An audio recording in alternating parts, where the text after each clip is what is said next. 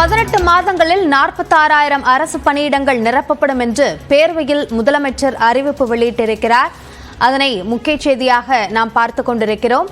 TNPSC மூலமாகவும் ஆசிரியர் தேர்வு வாரியம் மூலமாகவும் இந்த பணியிடங்கள் நிரப்பப்படும் என்ற அறிவிப்பு வெளியாக இருக்கிறது. டிஎன்பிஎஸ்சி மூலமாக 17,595 பணியிடங்களும், ஆசிரியர் தேர்வு வாரியம் மூலமாக 19,000க்கும் மேற்பட்ட பணியிடங்களும் நிரப்பப்படும் என்றும், மருத்துவர்கள் தேர்வு வாரியம் மூலமாக 3,041 பணியிடங்கள் நிரப்பப்படும் என்றும், சீருடை பணியாளர் தேர்வாணையம் என்று சொல்லப்படும் யுஎஸ்ஆர்பி மூலமாக எவ்வளவு பணியிடங்கள் நிரப்பப்படும் என்பதற்கான அறிவிப்பையும் முதலமைச்சர் சட்டப்பேரவையில் வெளியிட்டிருக்கிறார்.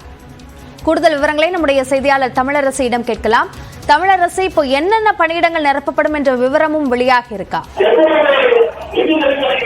சட்டப்பேரவையில் 110 விதியின் கீழ் புதிய அறிவிப்பை தமிழ்நாடு முதலமைச்சர் மு.க.ஸ்டாலின் வெளியிட்டார்.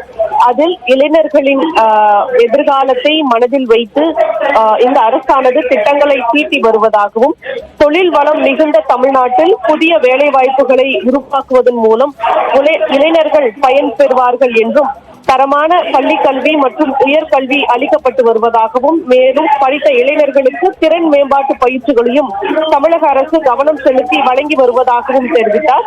மேலும் புதுமை பெண் திட்டம் மற்றும் தமிழ் புதல்வன் திட்டங்கள் மூலம் அடுத்த தேர்தலை அல்ல, அடுத்த தலைமுறை பற்றி சிந்திக்கும் அரசாக திராவிட மாடல் அரசு இருப்பதாகவும் முதலமைச்சர் பேரவையில் தெரிவித்தார். குறிப்பாக உள்ளாட்சி அமைப்புகளுக்கு 32,000 பேருக்கு பணி நியமன ஆணை கடந்த 3 ஆண்டுகளில் வழங்கப்பட்டிருப்பதாகவும், கடந்த 3 ஆண்டுகளில் ஒட்டுமொத்தமாக 65,000 இளைஞர்களுக்கு அரசு பணி வழங்கப்பட்டுள்ளதாகவும் பேரவையில் முதலமைச்சர் தெரிவித்தார். அதே போல பெருந்தொழில் மட்டுமின்றி சிறு குறு தொழில் நிறுவனங்கள் மூலமாகவும் ஏராளமான வேலை வாய்ப்புகள் தமிழகத்தில் கடந்த 3 ஆண்டுகளில் உருவாக்கப்பட்டுள்ளது என்றும், உலக முதலீட்டாளர் மாநாடு மூலம் கிடைக்கப்பெற்ற பெரும் முதலீடுகள் காரணமாக வேலை வாய்ப்புகள் கடந்த 3 ஆண்டுகளில் லட்சக்கணக்கான வேலை வாய்ப்புகள் உருவாகி இருப்பதாகவும் முதலமைச்சர் கூறினார். குறிப்பாக கடந்த 3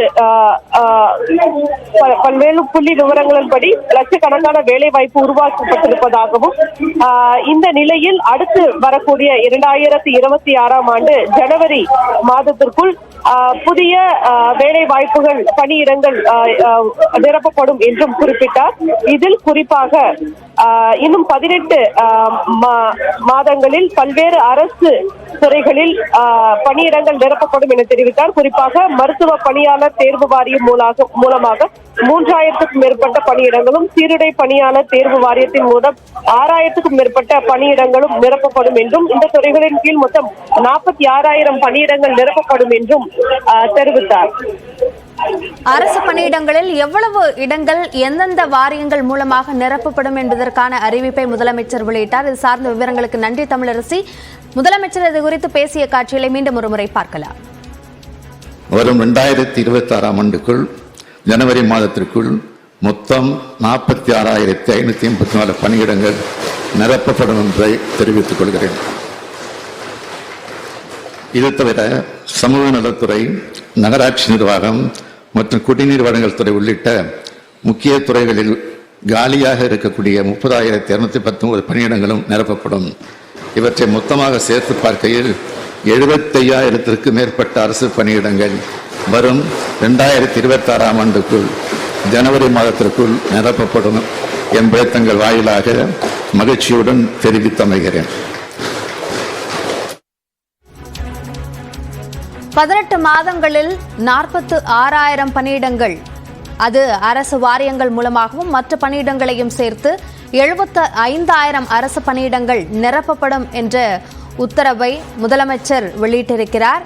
அதனை முக்கிய செய்தியாக நாம் பார்த்துக் கொண்டிருக்கிறோம்.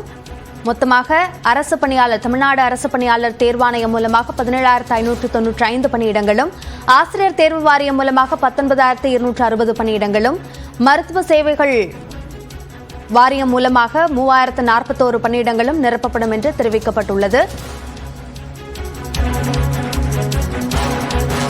அரசு பணியிடங்கள் நிரப்பப்படும் என்பதற்கான முதலமைச்சரின் அறிவிப்பு குறித்த கருத்துக்களை நம்மோடு பகிர்வதற்காக போட்டித் தேர்வு பயிற்சியாளர் ராஜபூபதி நம்மோடு இணைப்பில் இருக்கிறார். வணக்கம் சார்.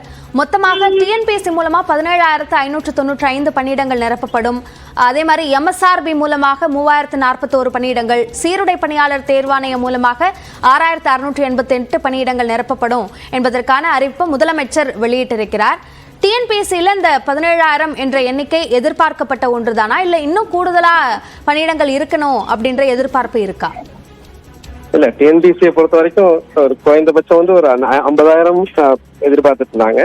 இதுல நீங்க பாத்தீங்க அப்படின்னா இப்போ 17,000 அப்படின்னு சொல்லியிருக்கிறாங்க. இதுல குரூப் 4ல மட்டுமே பாத்தீங்கன்னா இப்போதைக்கு ஒரு நோட்டிபிகேஷன்ல வந்திருக்கிறது ஒரு 6,000. அதுக்கப்புறம் குரூப் 2A ஒரு 2,000. இதை தவிர மற்ற கம்பைன்டு எக்ஸாமினேஷன்ஸ் அப்படின்னு சொல்லக்கூடிய ஒருங்கிணைந்த தேர்வுகள்ல நிறைய வரும். அது இன்ஜினியரிங்கா இருக்கட்டும், மற்ற தகுதிகளா இருக்கட்டும், அதுக்கப்புறம் இந்த வாரியங்கள் இதெல்லாம் சேர்ந்து இந்த 17,000 வரும் அப்படிங்கிறது நினைக்கிறேன். பட் அப்ப இருந்ததுன்னா இதெல்லாம் சரியா இருந்ததுன்னா அப்ப ரிவைஸ்ட், ஏன்னா ஜனவரிக்குள்ள பண்றதா சொல்லி இருக்கிறதுனால அப்ப ரிவைஸ்டு ஒரு ஆனுவல் பிளான் விட்டும் போதுதான் நமக்கு இதை பத்தி கிளியரா ஐடியா தெரியும்.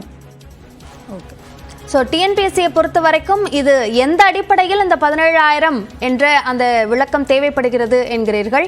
இது சார்ந்த கருத்துக்களை எங்களோடு பகிர்ந்து கொண்டமைக்கு நன்றி திரு ராஜபூபதி.